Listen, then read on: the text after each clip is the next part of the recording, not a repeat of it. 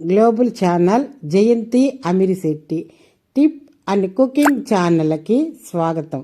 కొత్తిమీర మంచి పోషకాహారం అండి. కొత్తిమీర ఇది మామూలుగా మన సాంబార్లోను, రసంలోను, నాన్ వెజ్ కూరలోను వేస్తుంటాం. కానీ ఈసారి ఉప్మాలో వేసాను చూడండి. ఎప్పుడు మామూలు టమాటా బాత్ కాకుండా ఈసారి నేను కొత్తిమీరతోటి ఉప్మా చేశాను చూడండి. మొదట కాసింత కొత్తిమీర తీసుకొని కట్ చేసిన పచ్చిమిరపకాయలు, ఒక అంగుళం అల్లాన్ని తీసుకొని పై చెక్కు తీసేసి సన్నగా తరిగి మిక్సీలో వేసుకోవాలా. మిక్సీలో వేసుకొని మిక్సీ పట్టించుకొని కచ్చాపిచ్చిగా పక్కన పెట్టుకోవాలా. తర్వాత పొయ్యి మీద కళాయి పెట్టి ఒక గ్లాస్ రవ్వ తీసుకొని ఉట్టి వితౌట్ ఆయిల్ ఏమీ లేకుండా ఎర్రగా వేయించుకొని ఒక గిన్నెలో పోసుకోవాలా. బాగా అది మంచి వాసన వచ్చేంత వరకు వేయించుకోవాలండి.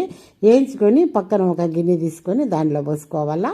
పోసుకున్న తర్వాత అదే కళాయిని పొయ్యి మీద పెట్టి దాంట్లో కాసింత ఆయిల్ వేయాలా.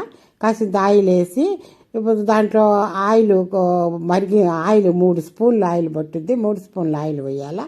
ఎప్పుడు చేసే ఉప్మానైనా అని ఈసారి ఇది వేసానండి. తర్వాత దాంట్లో ఆయిల్ మరిగాక దాంట్లో ఆవాలు, జీలకర్ర, పచ్చెనపప్పు, మినపప్పు వేసి అవి చిటపటలాడిన తర్వాత తరిగిన ఉల్లిపాయలు వేసి అవి కొద్దిగా వేగిన తర్వాత కరివేపాకు వేసి కొద్దిగా మగ్గాల, మరి గోల్డెన్ బ్రౌన్ కలర్లో కాకుండా కొద్దిగా మగ్గాల. అవి మగ్గిన తర్వాత ఈ పేస్ట్ వేసుకున్నాను చూడండి. కొత్తిమీర, అల్లము, పచ్చిమిర్చి ఆ పేస్ట్ వేసి పచ్చివాసన పోయేంత వరకు వేయించుకోవాలా.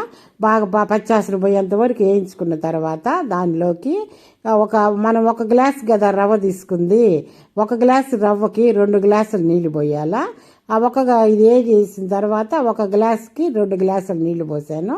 2 గ్లాసులు నీళ్లు పోసిన తర్వాత దాంట్లో రుచికి తగినంత ఉప్పు వేయాలా. రుచికి తగినంత ఉప్పు వేసేసి అది బాగా మరగాలండి. అవి నీళ్లు బాగా మరిగిపోవాలా.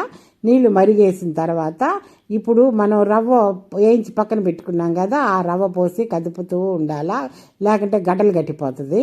మామూలు ఉప్మాలాగే కదుపుతూ ఉంటే అది మొత్తం కలబడిపోద్ది. కొత్తిమీర ఉప్మా రెడీ అయిపోయిందండి. కొత్తిమీర గుమ్మలాడిపోతుంది వాసన. ఈ కొత్తిమీర వాసన అంత టేస్టీగా ఉంటుంది. ఇది బాగుంటుంది, అంత హెల్దీ కూడాను. దీంట్లో కాసింత అల్లం చట్నీ చేశాను. అల్లం చట్నీ వేసుకొని తింటే సూపర్గా ఉంటుంది. లైక్ చేయండి, షేర్ చేయండి.